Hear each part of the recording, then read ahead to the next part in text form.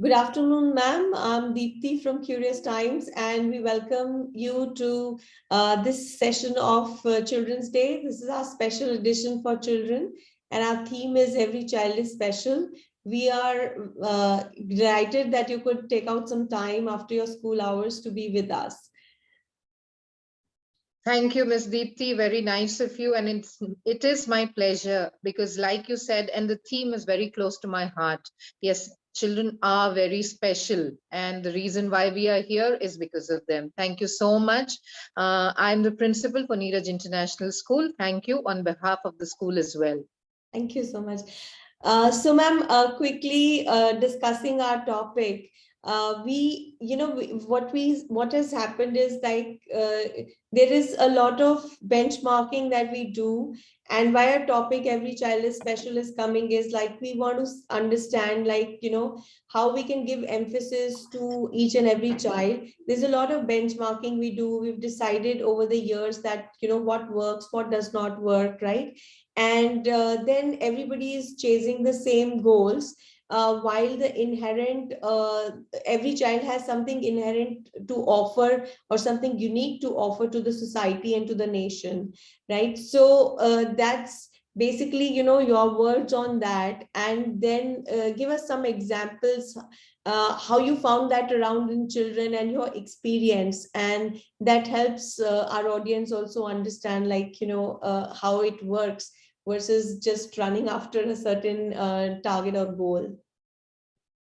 Ma'am, what is important that we need to learn or understand and believe, not learn because we are born intrinsically with the thought that each one is unique. However, as adults, we know it, but somehow the application of it is missing. We all know that you smile different, I smile different. Everybody's smile is different. So as simple, if I may call it simple, the smile is so different. So everything that the child has to offer is also different. So why is it that how can I have an elephant and a fish in the same school and expect them to give me the same assessment?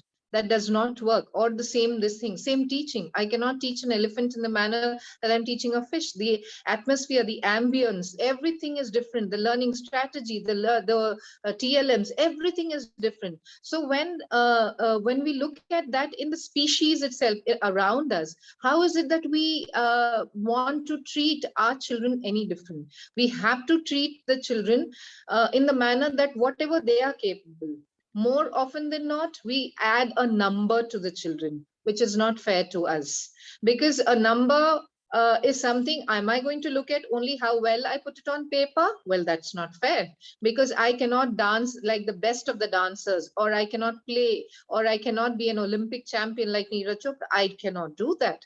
But is he not good at what he does? Well, he is excellent, that he has proven to the world that what he is capable of. So, well, the children are expected to be unique, and they are. So even the teaching and the education also has to offer and move around the way that the child is able to evolve from point A to point B. Right. So, ma'am, I last few days I've been speaking to a lot of educators and educationists and people in the education space, and obviously that's our job. We keep doing that, but while I find a lot of there's a lot of change that is coming in the education system, where even the school leaders or individually the teachers have also started to think a little differently. But when it comes to let's say parents, right? So they haven't seen very many examples of how some different subject choices or some child's inherent abilities where they could develop more, versus looking at certain things. So here there's a narrative that needs to be set in, where everybody needs to be brought on board with respect to this thing that all the children are unique and special in their own ways. Because if let's say, even if you and I philosophically think that that's the need of the hour, and that's how diversity will stay, and that's how more and more people will really in true sense will have jobs and work, right? If everybody was to do the same thing, there will be no work for many of us. right? So how do we put that narrative amongst parents or amongst the a lot of teachers who've been around, but however it's easy to pick up the way things were moving earlier, and how to shift that conversation to how each child needs a very different type of work to grow him. Ma'am, you brought a very important aspect, which I think when CBSE brought in the CCE, Continuous Comprehensive Evaluation, a very important stakeholder was the parent. However, the parent was not given the due. Hence, it fell flat within a span of 5 years, which could have blossomed and looked something beautiful. It did not really see, the light of the day. End of the day, it wasn't there. The reason being, the most important stakeholder, the parent, was not given the opportunity to understand the significance, the pluses of it. And hence your question stems, wherein you said that how do we do that. And so whenever there is something being planned in a school, no matter which school, the parents have to play an integral role in whether it is as simple as a menu or as complicated as an assessment. The parents also have to play a very active role. That is when they understand the perspective of an educator, a perspective of the board, perspective of the government, and what comes out of it end of the day is something that is. So if I'm just going to have a rote parrots out there, they too will see end of the day that they are not going to benefit anything out of it.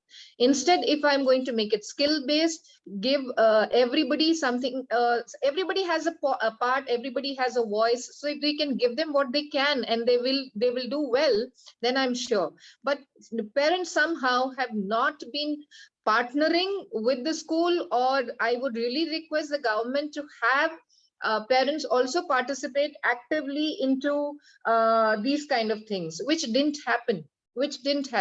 So that is, I was very, very excited when CBSE started the CCE. It was really exciting because we had so many activities, the children took so much. But then when the parent came, ma'am वो क्या कर रहा है, बस वो इधर उधर से काट रहा है, पेस्ट कर रहा है, या कभी कुछ आवाजें निकाल रहा है, या कुछ गा रहा है, या नाच रहा है, या खेल रहा है, उसका क्या मिलेगा मैम, उसको कोई जॉब नहीं मिलेगा. So like you said, job prospects for the skill has to be acknowledged. So in my opinion, parents are a very, very important role, as much as a teacher or a facilitator, to be they should be included into discussions, and why a government or a board or a school thinks this is the need of the hour. Right, right, So right. that is. Totally. And ma'am, share some anecdotes or some examples of how some of the children actually inspired you, and they were different, and they cut out for different things. If I may say, of course, this is a little personal too. My daughter studies in the same school that I was teaching. Presently, of course, she's an architect. And thankfully, she loved me enough to not yell at me, because end of the day, what happened was, they have this, that okay, your mom is working here, you will be given that opportunity even whether you deserve it or not. Though she was deserving, yet it was always attributed to the child.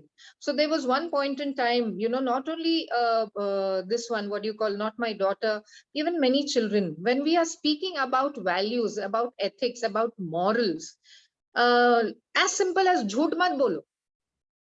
Okay. And the moment principal or somebody higher up asks, no, no, just tell ma'am main yahan nahi hu. And what is the child going to think? And then he says, ma'am, you just told us that. So there have been anecdotes such as that. Or like my daughter mentioned to me when I was being judgmental about her friends. So she said, mama, I have never judged your friends, how they are, what they dress, how you are, how can you do it? So the children have actually mirrored, or rather responded in ways which told us that you need to practice what you preach. Right. And that's what I think has been my reason to continue. And I think I can continue till my superannuation stage, wherein in the education field, because um, we as teachers, educators think that we are very powerful and we have a powerful role. But it is those kids whom we deal with every day, the way they smile, the way they talk, the way they teach us is much more than that. No matter how I treat, how I correct, how I shout, they will come back with a smile tomorrow. Ask an adult to do it. Yeah, Okay. correct. So, so now I think the last thing is like share a message for children, for your school students, and for children on Curious Times. Children. The Yes. children are the heritage of the Lord. Heritage is a very powerful word. Heritage involves the culture, the values, the morals, the ethics. So, whatever the parent, whatever the teacher, whatever the society inculcates into you, you are a sum of those experiences. So, if the teacher, if the society, if the parent, if they give you something which is not so impressive, which is not so good, then you are going to be that. So choose your, I can't say choose your parents wisely, but choose your surrounding wisely, choose your friends wisely. Most importantly, you have what it takes to be is something that you need to believe all the time. Probably you may not be a Neeraj Chopra or a PV Sindhu, but if you can make a beautiful cup of coffee, a tasty cup of coffee, which Sindhu or Neeraj Chopra can't do, you're still ahead of them. So each one has definitely a quality to offer, and that is something that no matter any amount of research, it cannot be disapproved, not at all. So uniqueness comes with you from the time you are born till the time you are not in this world. So that's my message for everyone. Yeah, thank you so much. That's lovely. And I'm sure kids are going to like it because this is just an example like a coffee making or, doing any kind of chore and you being expert at it is a very good example of how we can sort of, say that there is a true value to each kind of work that is around us and there's a dignity to it. And hence there is a room to become experts in the smallest of the things. Thank you so much, ma'am. And Thank you. I want to wish all the students at Neeraj International a very happy Children's Day. And Thank you. Will God convey. bless them. And we look forward to their participation on Children's Day.